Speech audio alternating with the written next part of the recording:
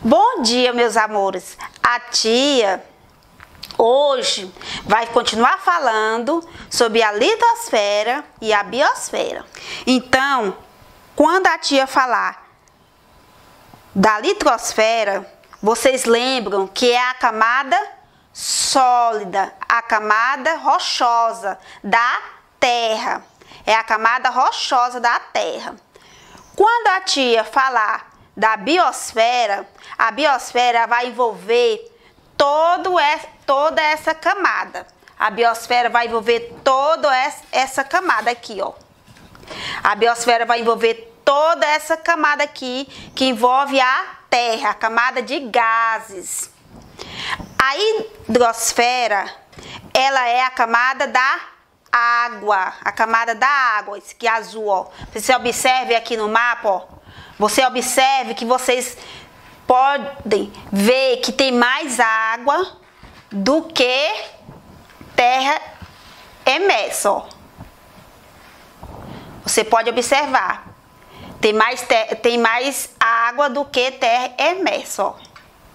Então, o nosso da mesma forma, esse daqui é o mapa mundi e esse daqui é o nosso globo. Por isso que é a mesma, eu trouxe os dois para vocês observar com aqui aberto, o globo aberto, você que é o mapa mundi, você observa todos os continentes. Já aqui você vai observar só a parte do nosso campo de visão. E hoje nós vamos falar um pouco mais sobre a biosfera. A biosfera vai incluir as três camadas: litosfera, hidrosfera e atmosfera. Ela vai envolver todas essas três camadas: atmosfera, hidrosfera e biosfera. Ó, a biosfera, a nossa camada da biosfera, você pode observar que é a camada dos seres vivos. A camada dos seres vivos. Essa camada dos seres vivos, por isso que nós falamos que vai incluir as camadas da atmosfera, da hidrosfera e da litosfera. Essa camada da biosfera vai envolver essas três camadas. Porque é onde que os seres vivem. Os seres vivos. Esses seres vivos vivem na biosfera, os seres vivos. Vimos que no início de sua história geológica, a superfície da Terra era coberta por material incandescente, ou seja, extremamente quente, que lentamente foi se esfriando e se solidificando até dar origem às primeiras rochas da crosta terrestre. A crosta terrestre, também chamada litosfera, o manto e o núcleo formam a estrutura interna da Terra. Essas três partes se diferenciam principalmente quanto às suas características físicas, espessura, profundidade, temperatura e pressão, e a composição química e mineralógica, como veremos a seguir. Então observem aí, nós temos um esquema, um desenho mostrando a estrutura do planeta Terra. Observem então, aqui na parte mais externa nós temos a crosta terrestre, mais ao meio nós temos o manto e no centro o núcleo, que nem deu para poder riscar, porque a cor aqui do marcador é vermelho, mas deu para perceber então o núcleo aqui no meio. E aqui ao lado eu tenho um desenho mais detalhado mostrando como é a estrutura do planeta. E aí nós vamos analisar cada uma dessas partes a partir de agora. Então vamos começar falando a respeito da crosta terrestre. A crosta terrestre é a camada superficial e rígida do planeta, com profundidade média variando entre 30 e 80 quilômetros, sendo mais espessa nos continentes e mais fina sob o assoalho oceânico. Quanto à composição química mineralógica, a crosta divide-se em crosta superior, ou continental, com predomínio de rochas compostas por silício e alumínio, e crosta inferior ou oceânica, com predomínio de rochas formadas por silício e magnésio. Sobre o manto, nós podemos falar o seguinte, que é a camada intermediária entre a crosta e o núcleo, com cerca de 2.870 quilômetros de espessura e temperaturas que chegam a mais de 2.000 graus Celsius. Devido ao intenso calor, os minerais que compõem o manto, como ferro, magnésio e silício, são fundidos, tornando o magma fluido.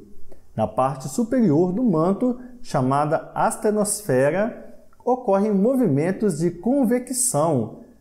O magma mais aquecido do interior é impulsionado em direção à parte inferior da crosta, retornando para o interior do planeta à medida que fica menos quente. E agora, finalizando, vamos falar a respeito do núcleo. O núcleo é a parte central do planeta formada basicamente por níquel e ferro. Divide-se em duas partes. Núcleo externo, com espessura média de 2.255 km e temperaturas que chegam aos 3.000 graus em estado plástico, e núcleo interno, com cerca de 1.220 km de raio e que, mesmo com temperaturas em torno de 5.000 graus, encontra-se em estado sólido devido à grande pressão. Sobre a composição química da Terra, uma análise das rochas na crosta terrestre mostra que muitas delas são ricas em dióxido de silício. Os basaltos da crosta oceânica também têm proporcionalmente mais cálcio, magnésio e ferro, ao passo que os continentes menos densos são mais ricos em alumínio, potássio e sódio. A diferenciação ou separação gravitacional dos materiais misturados de acordo com a sua densidade significa que o interior da Terra é mais denso que a camada superficial da crosta, e isso pode ser justificado pelas diferenças na composição mineral. Exemplos de rochas do manto ocasionalmente trazidas pela superfície pela ação dos vulcões mostram que essa região é formada por minerais de silicato ricos em magnésio e ferro. Não há amostras do núcleo para serem analisadas, mas acredita-se que a composição seja similar à dos meteoritos de ferro formados no início do sistema solar e compostos por ligas de ferro e níquel. Você sabia? Até hoje, a perfuração mais profunda já realizada pelo ser humano atingiu apenas 12 quilômetros abaixo da superfície. Por isso, o conhecimento dos cientistas sobre o interior do nosso planeta provém de investigações indiretas que se baseiam principalmente no monitoramento das ondas sísmicas provocadas pelos terremotos. A energia liberada pelos tremores emite ondas que se propagam em várias direções pelo interior do planeta e podem ser captadas por sismógrafos instalados em diferentes pontos da superfície. Ao comparar a ocorrência de um tremor registrado simultaneamente por vários sismógrafos, os cientistas conseguem detectar variações na velocidade e na direção das ondas sísmicas que percorrem o interior do planeta. Nós temos aqui um foco, que é onde ocorre ali a liberação de energia. Essa energia ela atinge a superfície terrestre e a partir daí essa energia é espalhada por toda a superfície, criando então ondas sísmicas e até mesmo falhas na superfície terrestre.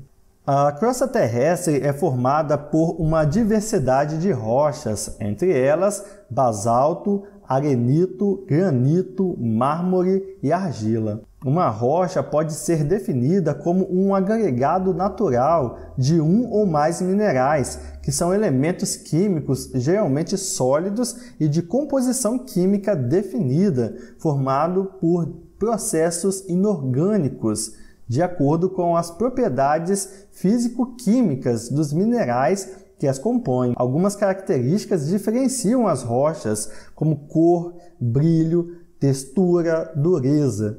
Segundo a origem ou o processo de formação, as rochas podem ser classificadas em magmáticas ou ígneas, sedimentares ou metamórficas. E agora nós vamos analisar cada uma delas. Então vamos começar falando a respeito das rochas magmáticas ou ígneas. As rochas magmáticas são rochas mais abundantes da crosta terrestre, formadas pela solidificação do magma proveniente do manto, podendo ser intrusivas ou extrusivas. As rochas magmáticas intrusivas são formadas pela solidificação do magma ainda no interior da crosta terrestre. Nesse caso, o magma se esfria e se solidifica de maneira mais lenta, com tempo suficiente para que os minerais se agrupem e formem cristais que podem ser vistos a olho nu. E aí nós podemos observar no esquema como essas rochas são formadas. Então, à medida que o magma ele chega aqui na superfície terrestre e se resfria, então ele forma as rochas magmáticas. Caso essa rocha seja formada aqui no interior da crosta, então essa rocha vai receber o nome de rocha intrusiva. Se ela se formar aqui fora, então ela recebe o nome de rocha extrusiva. E como exemplo dessas rochas, nós temos o basalto e o granito. Sobre as rochas sedimentares, nós podemos dizer que são rochas formadas por sedimentos, como o próprio nome diz, e detritos de rochas pré-existentes. Ao serem erodidos e transportados pela água e pelo vento, os sedimentos de rocha se depositam nas partes mais baixas do relevo em sucessivas camadas.